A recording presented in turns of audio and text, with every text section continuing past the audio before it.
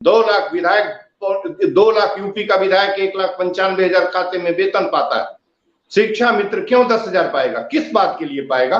ये लाख लोग पहुंचे थे, क्यों भाग गए बारिश में? भागने की क्या जरूरत थी? भीग जाते, कुछ हो जाता। और कौन कहा कि जो है जिम्मेदारी आपकी होगी? कंगाल बनाया है इन लोगों ने, इनकी हुकूमत ने, और जिम्मेदारी शिक्षा मित्रों की होगी। यदि कोई बवाल होगा तो एक भी आदमी मरता है तो पूरी तरह जिम्मेदारी इस हुकूमत की है।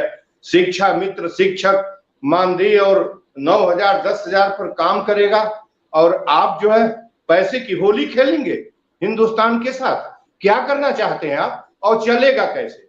और जो इतने लोग हैं ना डिबेट में, क्या करने गए थे आप 5 तारीख को? क्यों वहां से चले आए? कहाँ खड़े थे? इको पार्क में या जहां भी खड़े थे, हटे क्यों? कैसे चला? वहीं से चलना चाहिए था। मुख्यमंत्री कालिदास मार्ग पर मुख्यमंत्री से पूछना चाहिए था कि क्या हम इसी तरह चलेंगे? क्या हम ऐसे ही रहना, ऐसे ही मरेंगे? हम शिक्षा देते हैं जिन लोगों ने इस देश को लूटा है, जो लोग रात दिन करप्शन में और करप्ट में और रेप में लगे हुए हैं, वो सदनों में बैठ के हमारी पॉलिसी तय करेंगे कि हम 9,000 में काम चलाएंगे।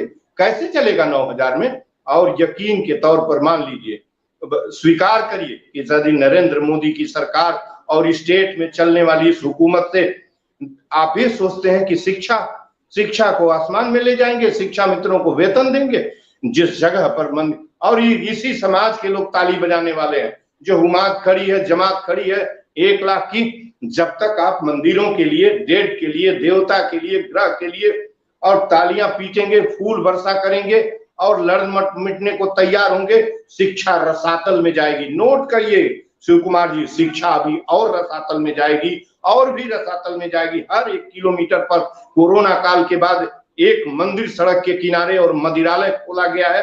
विद्यालयों में 9,000 रुपए में शिक्षा मित्र जो है अपना, उसका परिवार जिंदा कैसे रहेगा? 9,000 में उसके माँ बाप, उसके बच्चे, 2 ही बच्चे हो, हम मान लिया आदर्श फैमिली हो, 2 बच्चों का खाना, उसके वृद्ध माँ बाप का खाना, और उसका अपना चलेगा कैसे जीवन? और ये कौन चला रहा है इस तरह क्रूर हुकूमत? चलने क्यों दे रहे हैं 2 लाख लोग? शिव कुमार जी, हम बार बार आपसे ही कहते हैं, जब डिबेट में मुझे आप बुलाते हैं तो मैं कहता हूं कि आपको पीड़ा है और बहुत ज्यादा पीड़ा है तो कहिए ना, हमारे साथ खड़े हुई, मैं हुकूमत को चलने नहीं दूंगा, किसी हुकूमत को नहीं चलने दूंगा। ये क्राइम है।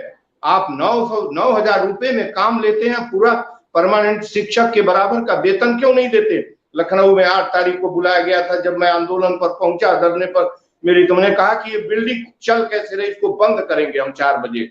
सचिव से बात हुई। मैंने विक्रम जी को बार बार कहा था कि विक्रम जी, आर्थिक मुद्दे पर आइएगा, कहिएगा कि समान काम के लिए आप इधर उधर न भटकिएगा। आखिर लोग गए और 11 सूत्री झुनझुना मांग लेकर वहां से चले आए। ये मैटरनिटी हो, ईपीएफ जीपीएफ, ये ट्रांसफर, ये क्या इससे होना था? इनको कहना चाहिए कि हमारे पेट का निदान करिए। मैंने कहा था कि वहां से लौटिएगा तो एक मांग उसमें रहनी चाहिए कि समान काम जितना हमसे लिया जा रहा है, हमको उसके बराबर वेतन दीजिए। नियमितीकरण बाद में करिएगा, वेतन हमको उतना दीजिए। लेकिन झुनझुना लेकर चले आए, उनके आंख में आंसू था, पैर पकड़ के रोने लगे थे। उनको लगा कि यही सब कुछ मिल गया। ये धूर्तों की सरकार, ये जाहिलों की, जपाटों की सरकार बैठी हुई है, जिनको शिक्षा से और जिनको पेट से कोई रिश्ता नहीं है, जो मंदिरों के लिए और मस्जिदों के लिए और देवी देवताओं के लिए ड्रोन से और उससे फूल वर्षा कर रहे हैं। शिक्षक बेहाल है सड़कों के ऊपर, शिक्षा का कहीं कोई पूछने लेने देने वाला नहीं है। उस हुकूमत में क्या चाहते हैं? क्या कुछ मिलने वाला है? क्या कुछ भी नहीं मिलेगा। मैं आपको बताने न जाने कितने झुनझुने करेंगे इसी तरीके से। मेरी तबीयत बेड पर हूं, इनसे कहिए इन लोगों से कि तन के खड़े हों, लखनऊ में चले और इनको ऐलान कर दे मुख्यमंत्री महोदय को। 10 सीटों पर चुनाव हो रहा है, 10 सीटों में मध्यावधि चुनाव हो रहा है। सभी शिक्षक बैग लेके टिकटी पर लिख दे कि हमारे पेट का प्रश्न है, 1 वोट न देना, 10 विधायक इसके हार जाएंगे, हुकूमत अभी गिर जाएगी, अभी हुकूमत कटघरे में खड़ी हो जाएगी।